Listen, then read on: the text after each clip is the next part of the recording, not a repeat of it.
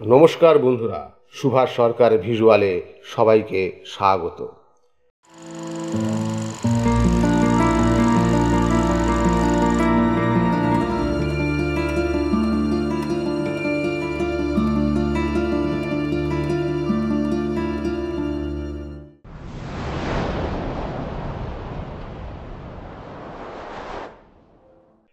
শুটিংয়ের মধ্যে নানান ধরনের মজাদার ঘটনা ও সমস্যার কিছু কথা আজ আমি আপনাদেরকে বলবো।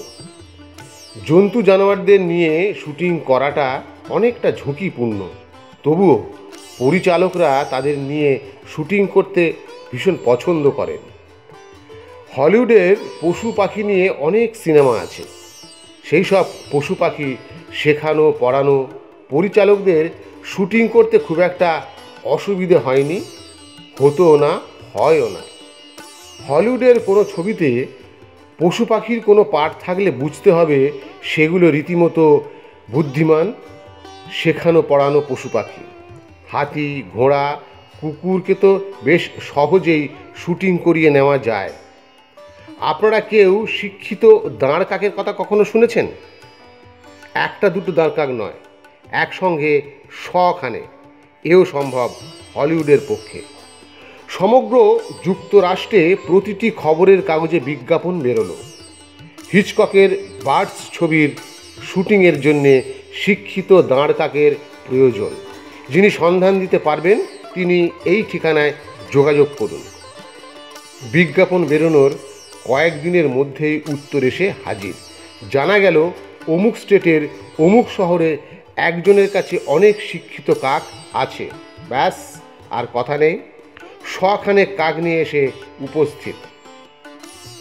এই শুটিংয়ে কাক ছাড়াও আরও নানান ধরনের পাখি ছিল। এটা হলিউড বলেই সম্ভব, একেই বলে শুটিং। মাদ্রাজ কিংবা বম্বে ঘোড়া, হাতি, বাঘ ও কুকুর নিয়ে বেশ কিছু ছবি হয়েছে। আমাদের এখানে বুদ্ধিমান কুকুর টুকুর এক আধটা পাওয়া যায়। আমার প্রথম ছবি পথের পাঁচালী শুটিং করতে আমি একটা গ্রামে যাই। সেখানে একটি স্থানীয় কুকুরকে দিয়ে একটি সামান্য কাজ করাতে কি নাজেহাল হতে হয়েছিল সেটা ভাবলে এখনও আমার ঘাম ছুটে যায়। দৃশ্যটা এই রকম। অপুদের বাড়ির সামনে মিষ্টিওয়ালা মিষ্টি নিয়ে এসেছে। ভাই বোনের মিষ্টি খাবার খুব ইচ্ছে, কিন্তু তাদের কাছে কোনো পয়সা নেই।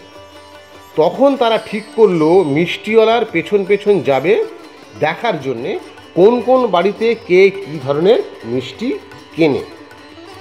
আমার মনে হলো ব্যাপারটা দারুণভাবে জমে যাবে যদি ভুলো কুকুরটা অপু দুর্গার পিছু নেয়। আমি ঠিক করলাম প্রথম শটটা ঠিক এইভাবে নেব। অপু দুর্গার বাড়ির বাইরের পাঁচিলের ধারে দাঁড়িয়ে মিষ্টিওয়ালাকে দেখছে। পেছনে দেখা যাচ্ছে কুকুরটা পেয়ারা গাছের নিচে বসে আছে। মিষ্টিওয়ালা রওনা দেওয়া মাত্র দুর্গা ছুটবে, সেটা দেখে অপুও ছুটবে। দুজনকে ছুটতে দেখে কুকুরটা ওদের পেছনে ছুটবে। শট নেবার আগে কুকুরের মালিককে ক্যামেরার ডান দিকের পাশে পেছন দিকে দাঁড় করিয়ে বললাম, অপু দৌড়নো মাত্র তুমি কুকুরের নাম ধরে ডাকবে। একটা রিহার্সাল হলো। কুকুরটা মনিবের ডাক শুনে দৌড়ে চলে এলো। একদম ঠিকঠাক করলো কুকুরটা। যাক, আর চিন্তার কোনো কারণ নেই। শট শুরু হলো। দুর্গা দৌড়ে বেরিয়ে গেল, অপুও ছুটল দিদির দেখা দেখি। কুকুরের মালিক নাম ধরে ডাকলো কুকুরটাকে। কুকুরটা মালিকের দিকে তাকিয়ে উল্টো দিকে ঘাড় ঘুরিয়ে নিল। মালিক কুকুরটাকে ডেকে যাচ্ছে, তিনি আর তাকাচ্ছেন না তার মালিকের দিকে বা ক্যামেরার দিকেও আর আসছেন না। এদিকে ক্যামেরা ঘর ঘর শব্দে অনেকটা ফিল্ম নষ্ট হয়ে গেল। বাধ্য হয়ে আমি বললাম কাট কাট কাট কাট কাট। কিন্তু কুকুরের কোনো ভুরুক্ষেপ নেই। আসলে কুকুরের সাথে অপু দুর্গার কোনো সম্পর্কই ছিল না। কিন্তু শটটা যদি ঠিকভাবে হয়, ছবিটা দেখে সবাই ভাববে কুকুরটা অপু দুর্গার আদরের। কুকুর বাবাজি সেদিন পর পর 11টা শট নষ্ট করেছিল। 12 নম্বর শটটা ওকে হলো। ওই শ্যুটটির জন্যে আমার 1000 ফুট ফিল্ম নষ্ট হলো। ওই শ্যুটটির পর আরও কয়েকটি শট নিয়েছিলাম আমি। সেই শটগুলো একদম পারফেক্ট হয়েছে, সঠিক সঠিক, যা যা চিন্তা করেছি, যা যা ভেবেছি সবটা হয়েছে। মিষ্টিওয়ালার পেছনে অপু, আর অপুর পেছনে দুর্গা, আর তার পেছনে কুকুর। কি সুন্দর কুকুরটা অপু দুর্গার পেছন পেছন বাঁশ বনের ভেতর দিয়ে হেঁটে যাচ্ছে, ভাবাই যায় না। এত সুন্দর শটের পেছনে একটা ছোট্ট গল্প আছে। গল্পটা হলো, দুর্গা পেছন দিকে হাতের মুঠোর মধ্যে সন্দেশ রাখা ছিল। সেই সন্দেশের লোভে কুকুর চোস্ত অভিনেতার মতন শটের পর শট দিয়ে যাচ্ছে, প্রত্যেকটা শট ওকে।